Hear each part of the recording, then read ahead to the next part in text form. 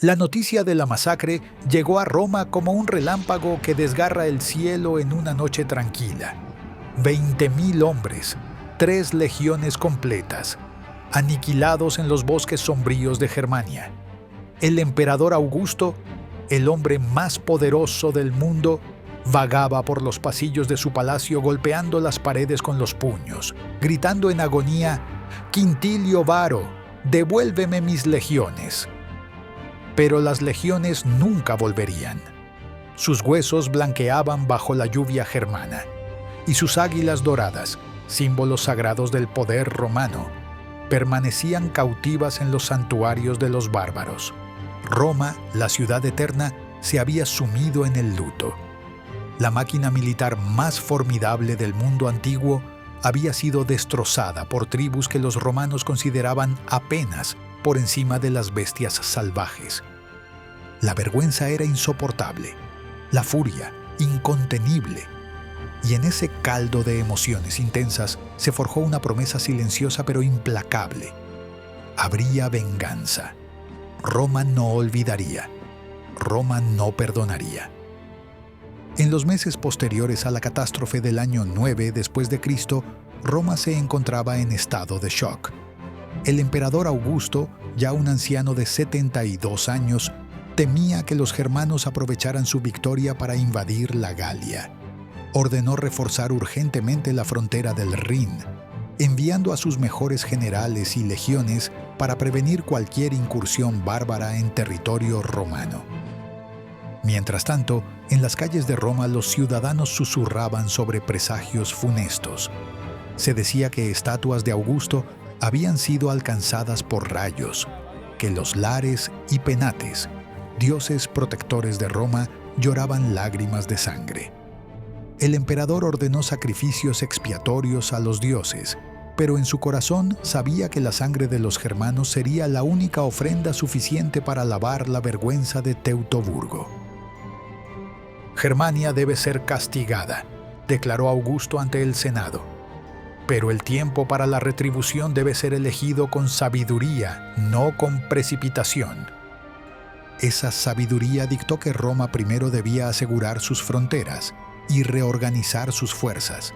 Las legiones 17, 18 y 19, destruidas en Teutoburgo, nunca fueron reconstituidas. Sus números jamás volvieron a usarse, como si borrar su memoria pudiera expiar el desastre.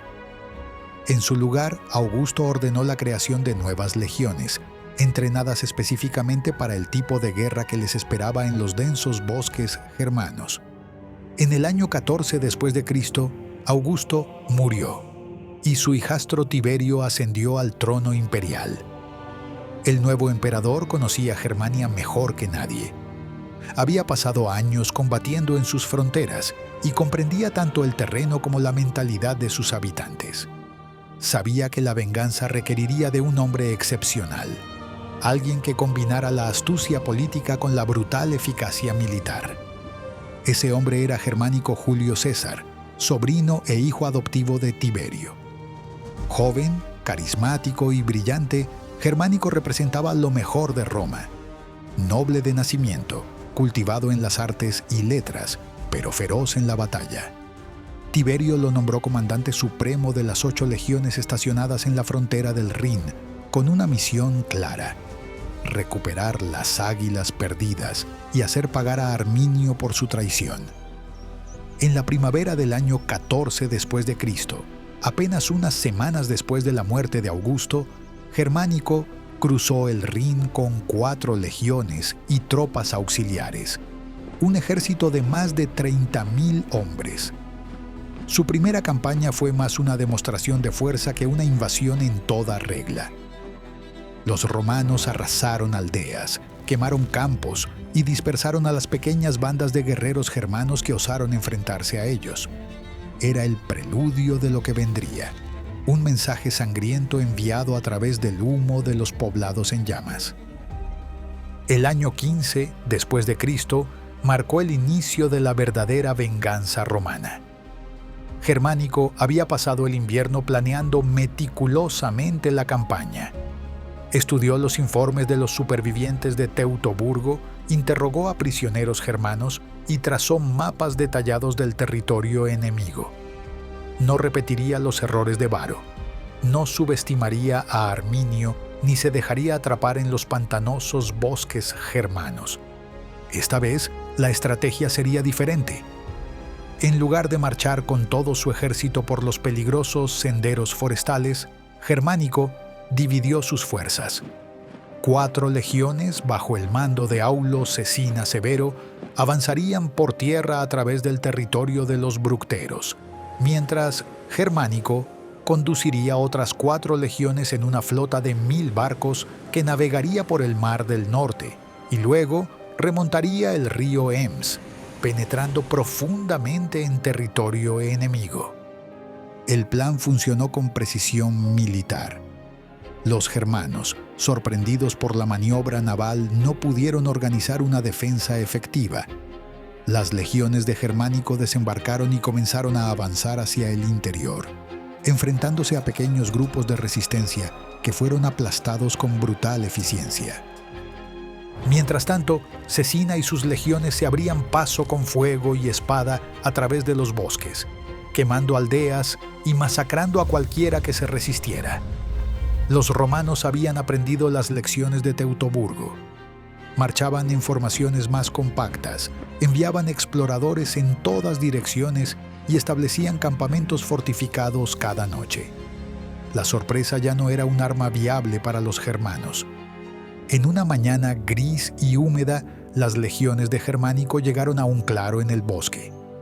El silencio que cayó sobre las filas fue sobrecogedor. Ante ellos se extendía el escenario de la masacre de Teutoburgo, 6 años después de la tragedia. Tácito, el gran historiador romano, describiría así la escena. En medio del llano blanqueaban los huesos, dispersos o amontonados según habían huido o resistido. Junto a ellos se veían fragmentos de armas y miembros de caballos, y también había cráneos humanos clavados en los troncos de los árboles. Los soldados contemplaron horrorizados los restos de sus compatriotas. Germánico ordenó detener la marcha. Entre lágrimas, dirigió personalmente la recolección de los huesos esparcidos por el campo de batalla. Los legionarios, muchos de los cuales habían perdido amigos o familiares en la masacre, trabajaron en silencio, recogiendo cráneos perforados por lanzas germanas, fragmentos de armaduras oxidadas, huesos que habían sido roídos por animales salvajes. Esa noche, bajo antorchas que iluminaban el bosque con un resplandor fantasmal, Germánico pronunció el elogio fúnebre para los caídos. Los huesos, imposibles de identificar individualmente, fueron enterrados en un túmulo comunal. Sobre él, Germánico colocó el primer césped, iniciando un ritual que cada soldado continuaría, añadiendo tierra y piedras hasta crear un monumento visible, un testimonio de que Roma no había olvidado a sus hijos perdidos. La ceremonia tuvo un profundo impacto en la moral de las tropas. Ya no luchaban solo por conquista o gloria. Ahora buscaban justicia para sus hermanos masacrados, cuyos espíritus parecían observarlos desde los oscuros recovecos del bosque, suplicando venganza. El ejército continuó su avance, quemando y saqueando todo a su paso. Los germanos, incapaces de enfrentarse directamente a la maquinaria militar romana, recurrieron a tácticas de guerrilla, atacando pequeños destacamentos y retirándose rápidamente hacia la espesura del bosque. Pero Arminio, el arquitecto de la victoria en Teutoburgo, sabía que no podría derrotar a los romanos mediante escaramuzas menores. Si quería preservar su posición como líder de la resistencia germana, necesitaba una victoria significativa. La oportunidad llegó en las orillas del río Visurgis, actual Weser. Arminio había reunido un gran ejército de guerreros de diversas tribus, motivados por el miedo y el odio hacia los invasores. Los romanos acamparon en la orilla occidental del río, mientras los germanos ocupaban posiciones defensivas en un bosque sagrado al otro lado. Durante la noche, Germánico fue informado por un desertor germano sobre las disposiciones de Arminio. El líder querusco había colocado a su infantería en el bosque, mientras que la caballería permanecía oculta en los bosques adyacentes, lista para atacar los flancos romanos cuando estos avanzaran. Al amanecer, Germánico ordenó cruzar el río. Sus hombres nadaron o utilizaron pequeñas embarcaciones, formando rápidamente líneas de batalla en la orilla opuesta.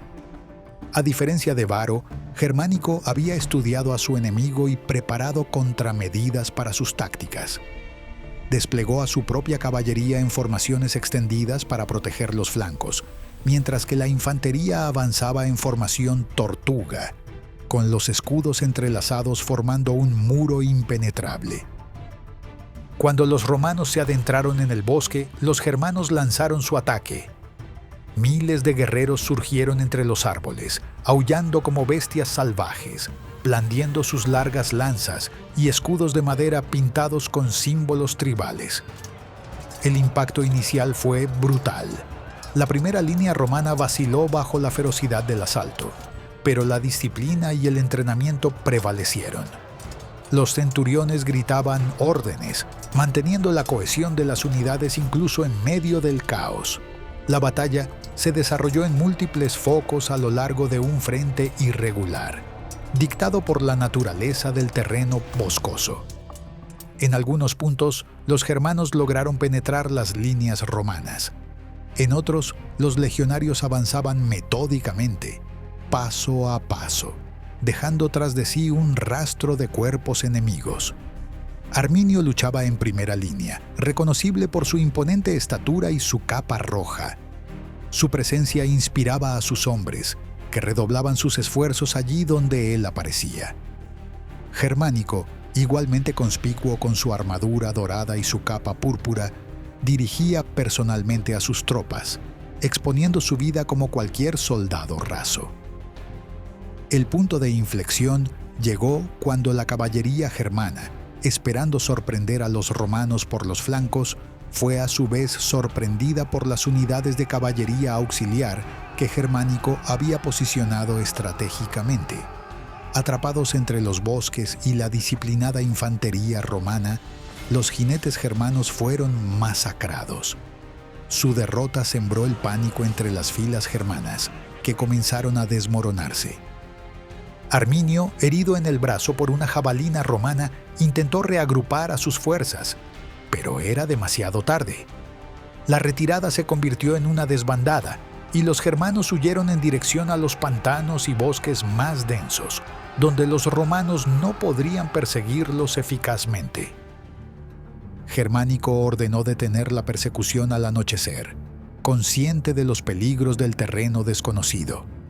Esa noche, mientras los legionarios celebraban su victoria, los germanos derrotados se retiraban hacia el interior, llevándose a sus heridos y dejando tras de sí cientos de cadáveres como testimonio de la furia vengativa de Roma.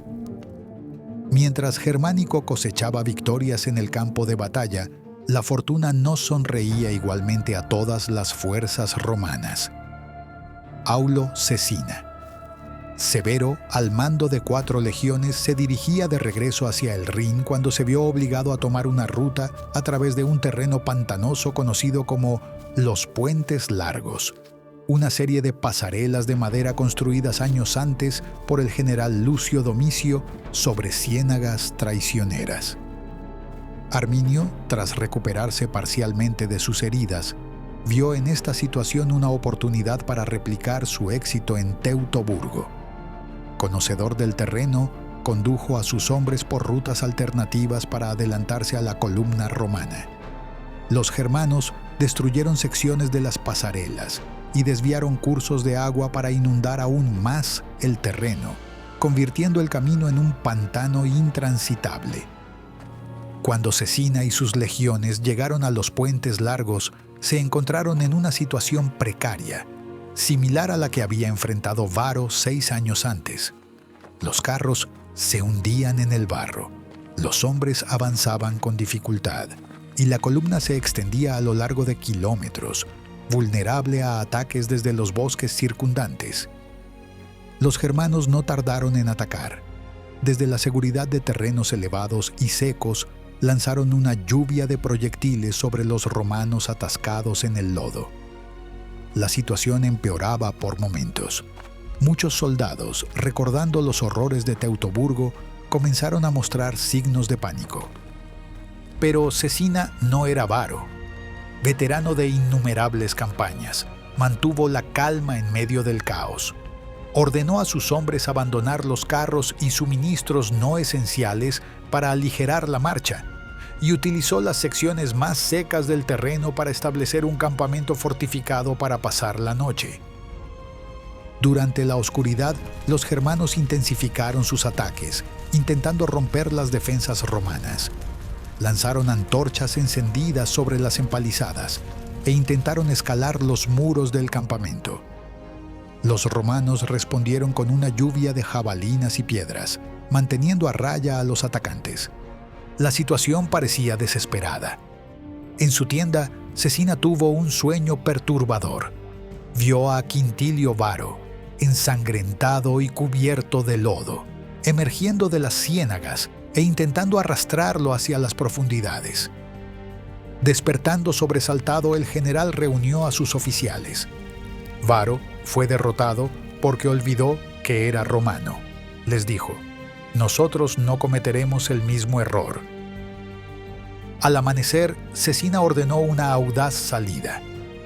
En lugar de continuar la retirada por el pantano, donde los germanos tenían todas las ventajas, lanzó un ataque sorpresa contra las posiciones enemigas. Las legiones, formadas en cuña, cargaron contra los germanos desprevenidos que esperaban que los romanos continuaran su penosa marcha a través del lodazal. La ferocidad del ataque romano sorprendió a los germanos. Acostumbrados a luchar contra un enemigo a la defensiva, no estaban preparados para la intensidad de la ofensiva romana. Cecina lideró personalmente la carga, su espada desgarrando carne y hueso, inspirando a sus hombres con su valor. La batalla fue breve pero sangrienta. Los germanos, desorganizados por el ataque sorpresa, fueron empujados de vuelta hacia el bosque.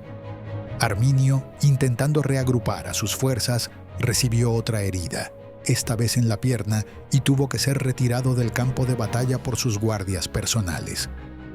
Con el enemigo en retirada, Cecina reorganizó a sus legiones y continuó la marcha hacia el Rin, esta vez por una ruta más segura, aunque más larga. Había escapado por poco de un segundo Teutoburgo, convirtiendo una emboscada potencialmente desastrosa en una victoria táctica que salvó a 4 legiones de la aniquilación.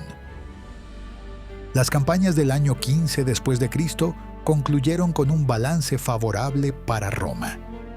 Habían infligido severas derrotas a las tribus germanas, recuperado territorio perdido tras Teutoburgo y demostrado que el poderío militar romano seguía siendo formidable. Pero aún quedaba un objetivo crucial por cumplir: recuperar las águilas legionarias perdidas, símbolos sagrados cuya captura representaba la mayor humillación para Roma. Germánico dedicó la campaña del año 16 después de Cristo a este propósito. Nuevamente utilizó la estrategia naval, transportando a sus legiones por mar hasta la desembocadura del Ems. Desde allí avanzó hacia el interior, esta vez dirigiéndose hacia el territorio de los angrivarios, aliados de Arminio durante la masacre de Teutoburgo. Tras varias escaramuzas menores, los romanos llegaron a una fortaleza donde, según informantes locales, se guardaba una de las águilas perdidas. La fortaleza estaba bien defendida, situada en lo alto de una colina y rodeada por una empalizada de troncos. Los defensores, conscientes del valor simbólico de su trofeo, estaban dispuestos a luchar hasta la muerte. Germánico ordenó un asedio en toda regla. Las legiones construyeron rampas de asalto, torres móviles y catapultas. Durante días, los romanos bombardearon las defensas germanas con proyectiles de piedra y flechas incendiarias. La fortaleza comenzó a arder, pero los defensores se negaban a rendirse. prefiriendo morir entre las llamas a entregar el águila. Finalmente, después de una semana de asedio, los romanos lanzaron el asalto final. Las legiones, formadas en testudo, formación tortuga, avanzaron bajo una lluvia de flechas y lanzas. Las escalas se apoyaron contra las empalizadas y los legionarios comenzaron a trepar, impulsados por una determinación feroz. La lucha en las murallas fue brutal. Los defensores germanos, sabiendo que no había esperanza de rendición o escape, lucharon con la desesperación de los condenados. Muchos romanos caían desde las escalas, sus cuerpos destrozados por las rocas o empalados en estacas afiladas. Pero por cada romano que caía, 2 más tomaban su lugar, impulsados por la visión del águila que ondeaba provocativamente sobre la fortaleza. Finalmente, un optio, suboficial, llamado Marco Ventidio, natural de Campania, logró alcanzar la cima de la muralla y establecer un punto de apoyo. Sus camaradas se apresuraron a seguirlo, y pronto decenas de legionarios combatían dentro de la fortaleza, abriendo paso a cientos más que entraban por las brechas en las defensas. La resistencia germana colapsó. Los últimos defensores se atrincheraron en la choza central donde se guardaba el águila, decididos a morir protegiendo su trofeo más preciado. Los romanos incendiaron la estructura con antorchas, forzando a los germanos a salir entre el humo y las llamas, donde fueron recibidos por un muro de escudos y espadas. Cuando el último defensor cayó, Ventidio entró en la choza en llamas. Momentos después emergió, tosiendo y cubierto de hollín, pero sosteniendo en alto el águila de la Legio 19, ennegrecida por el humo pero reconocible por su número grabado en la base. Un rugido ensordecedor surgió de las gargantas de miles de legionarios. Hombres curtidos por años de campaña lloraban sin vergüenza. El águila, símbolo del honor de Roma, había sido rescatada de la ignominia. Germánico tomó personalmente el estandarte recobrado, besó el metal ennegrecido y lo entregó a su portador designado. Hoy, proclamó ante sus tropas reunidas, hemos comenzado a lavar la vergüenza de Teutoburgo. Hoy, las sombras de nuestros hermanos caídos pueden finalmente encontrar descanso. La recuperación del águila legionaria inflamó el espíritu de venganza entre los romanos. Germánico, percibiendo que el momento era propicio para asestar un golpe definitivo, decidió enfrentarse a Arminio en una batalla campal que decidiera el destino de Germania. Arminio, por su parte, había logrado reunir un nuevo ejército, atrayendo guerreros de tribus que hasta entonces se habían mantenido neutrales. La brutalidad de las represalias romanas había convencido a muchos de que la única esperanza de supervivencia era la resistencia unificada.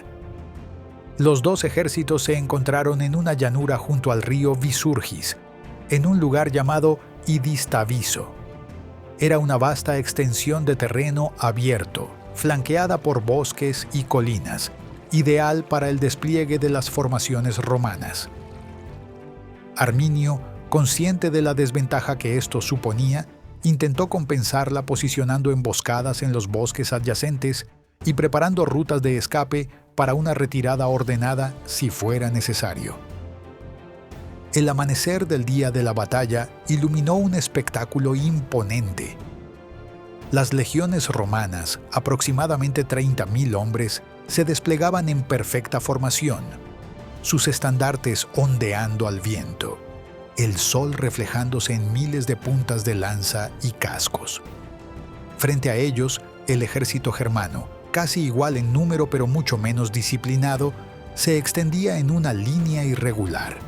Sus guerreros, golpeando sus escudos con las lanzas y entonando cánticos de guerra. Germánico cabalgó frente a sus tropas, recordándoles los horrores de Teutoburgo y la humillación que Roma había sufrido. «Hoy vengamos a nuestros hermanos», gritó, y su voz fue amplificada por miles de gargantas romanas. Hoy Roma demuestra por qué gobierna el mundo. La batalla comenzó con un intercambio de proyectiles.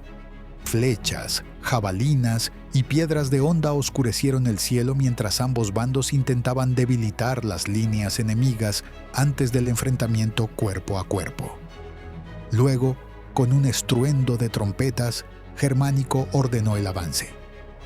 Las legiones romanas avanzaron como una máquina de guerra implacable, sus líneas perfectamente alineadas, escudo contra escudo. Los germanos respondieron con una carga salvaje y desordenada, confiando en que su ferocidad compensaría su falta de disciplina.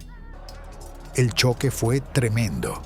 La primera línea germana se estrelló contra el muro de escudos romanos, y durante unos momentos críticos pareció que podría romperlo. Pero la disciplina romana prevaleció. Los legionarios absorbieron el impacto, mantuvieron su posición y comenzaron su mortífera labor, apuñalando metódicamente con sus espadas cortas desde detrás de sus escudos. Arminio, reconociendo que la batalla frontal favorecía a los romanos, ordenó a sus flancos que se retiraran gradualmente, intentando atraer a las legiones hacia los bosques donde las emboscadas esperaban. Pero Germánico, anticipando esta táctica, mantuvo a su infantería en formación cerrada y envió a su caballería auxiliar para perseguir a los germanos en retirada. La batalla se fragmentó en docenas de enfrentamientos menores a lo largo del campo. En el centro, las legiones avanzaban inexorablemente, triturando la resistencia germana. En los flancos, la caballería romana atacaba a los guerreros en retirada, cortándoles las rutas de escape hacia los bosques. Arminio, viendo que su plan fracasaba, se lanzó personalmente al combate, liderando una carga desesperada contra el centro romano. Su figura imponente, blandiendo una enorme lanza decorada con plumas de águila, era visible desde cualquier punto del campo de batalla. Sus guerreros más leales lo siguieron, formando una cuña humana que se dirigía directamente hacia el estandarte de Germánico. El choque fue brutal. Los guardias personales de Germánico se apresuraron a proteger a su general, formando un muro de escudos a su alrededor. Arminio y sus hombres se estrellaron contra esta barrera, su ímpetu inicial llevándolos a través de la primera línea defensiva. Por un momento, Arminio y Germánico estuvieron a pocos metros de distancia, sus miradas cruzándose en medio del caos de la batalla. El germano arrojó su lanza con toda su fuerza, pero un escudero romano se interpuso, recibiendo el impacto mortal. Antes de que Arminio pudiera desenvainar su espada, la segunda línea de guardias romanos contraatacó, obligándolo a retroceder. La carga desesperada de Arminio había fracasado, y con ella la última esperanza de los germanos. Las líneas enemigas comenzaron a desmoronarse por completo.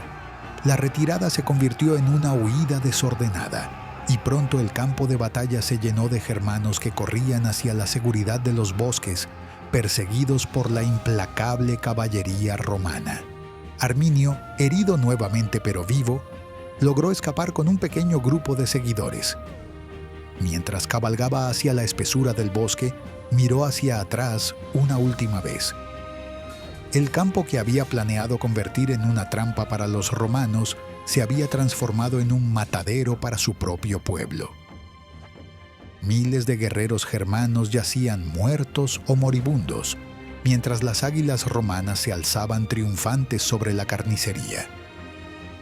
La batalla de Idistaviso fue una victoria decisiva para Roma. No solo habían derrotado al ejército principal de Arminio, sino que habían demostrado la superioridad absoluta de la disciplina y tácticas romanas sobre la ferocidad desorganizada de los germanos.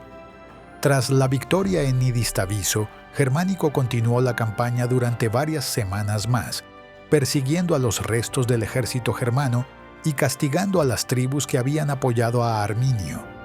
Finalmente, con el verano acercándose a su fin y las fuerzas romanas agotadas por meses de campaña, Germánico ordenó la retirada hacia los cuarteles de invierno al oeste del Rin. Mientras las legiones marchaban de regreso, una tormenta azotó la flota romana en el Mar del Norte, hundiendo numerosos barcos y causando más bajas que cualquiera de las batallas contra los germanos. Muchos vieron en esto una señal de los dioses. Roma había obtenido su venganza, pero Germania seguiría siendo una tierra hostil e indómita. En Roma, Tiberio recibió los informes de las victorias de Germánico con sentimientos encontrados. Por un lado, la venganza por Teutoburgo era completa. Se habían recuperado 2 de las 3 águilas perdidas, se habían infligido severas derrotas a los germanos y el prestigio militar romano había sido restaurado. Por otro lado, la popularidad creciente de Germánico comenzaba a preocupar al suspicaz emperador. En el año 17 después de Cristo, Tiberio ordenó a Germánico regresar a Roma, declarando que la guerra en Germania había concluido. Los queruscos y las demás tribus rebeldes, escribió, deben ser dejados a sus discordias internas. Era una decisión pragmática. La conquista completa de Germania requeriría recursos enormes y décadas de ocupación, con beneficios inciertos. Germánico regresó a Roma como un héroe, celebrando un magnífico triunfo en el que desfilaron cautivos germanos y se exhibieron las águilas recuperadas. Pero su gloria sería breve. 2 años después, moriría en extrañas circunstancias en Siria, posiblemente envenenado por orden de Tiberio. Arminio, el arquitecto de la derrota romana en Teutoburgo, sobrevivió a las campañas de venganza, pero su fortuna también cambió. Las tribus germanas, unidas brevemente contra Roma, volvieron a sus rivalidades tradicionales. Acusado de aspirar a la realeza por sus propios compatriotas, Arminio fue asesinado por miembros de su familia en el año 21 después de Cristo. La venganza de Roma había sido terrible, pero incompleta. Germania nunca se convertiría en provincia romana. El Rin permanecería como frontera del imperio durante siglos, y el legado de Teutoburgo perviviría en la memoria colectiva de romanos y germanos. Para Roma, las campañas de Germánico demostraron que incluso las derrotas más catastróficas podían ser vengadas.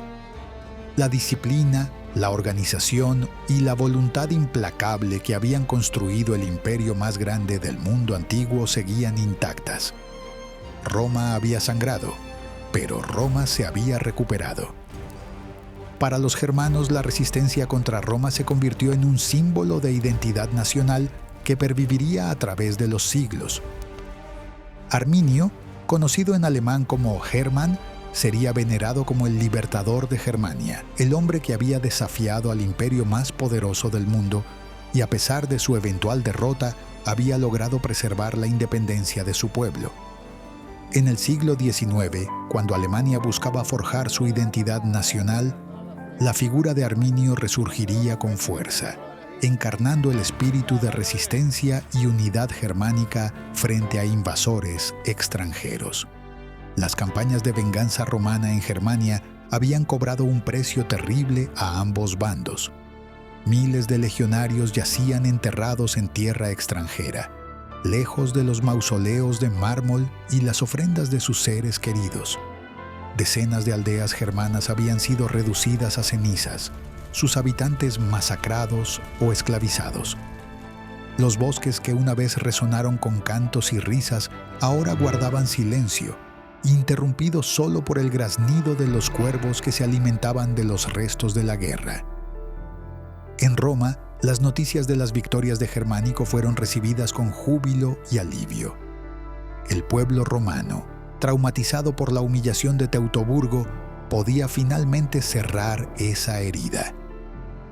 Las águilas recuperadas fueron colocadas con ceremonial solemne en el templo de Marte Ultor, el Marte Vengador, cumpliendo así la promesa implícita en el nombre del dios. Sin embargo, para los soldados que habían participado en las campañas, la victoria tenía un sabor agridulce. Habían vengado a sus camaradas caídos, pero también habían sido testigos y partícipes de atrocidades que muchos preferirían olvidar. Habían quemado aldeas con mujeres y niños dentro, habían ejecutado a prisioneros, habían profanado lugares sagrados. La línea entre la justicia y la venganza, entre el deber y la crueldad, se había desdibujado en los pantanosos bosques de Germania. Tácito, el gran cronista de estas guerras, reflexionaría años después sobre el significado profundo de estos eventos. Crean un desierto y lo llaman paz, escribiría, cuestionando el precio moral de la victoria romana. Porque aunque las águilas habían sido recuperadas y el honor militar restaurado, algo se había perdido en el proceso. El propio Tiberio, con su decisión pragmática de abandonar la conquista de Germania, parecía reconocer este hecho. Roma era poderosa, pero no omnipotente. Había límites, no solo geográficos, sino también éticos, más allá de los cuales la expansión imperial perdía su sentido civilizador y se convertía en mera destrucción. La frontera del Rin, establecida tras la derrota de Teutoburgo y confirmada después de las campañas de venganza, se convertiría en una de las más estables y duraderas del imperio. Durante siglos, legionarios romanos vigilarían desde sus fortalezas las densas selvas de Germania, recordando las lecciones aprendidas a tan alto precio. Y al otro lado del río, las tribus germanas conservarían su independencia feroz, transformando gradualmente el recuerdo de Arminio de historia a leyenda. Cuando el último de los veteranos de estas campañas murió, llevándose consigo los recuerdos vívidos de aquellos días sangrientos, la venganza de Roma ya había pasado al reino del mito. Las hogueras en las noches de invierno se iluminarían con relatos de heroísmo y traición, de águilas perdidas y recuperadas, de bosques embrujados por los fantasmas de legionarios sin sepultura. Y así, en la memoria colectiva de romanos y germanos, la tragedia de Teutoburgo y la subsiguiente venganza se entrelazarían inseparablemente, recordando a las generaciones futuras que incluso el más poderoso de los imperios puede sangrar y que ninguna venganza, por terrible que sea, puede devolver realmente lo que se ha perdido.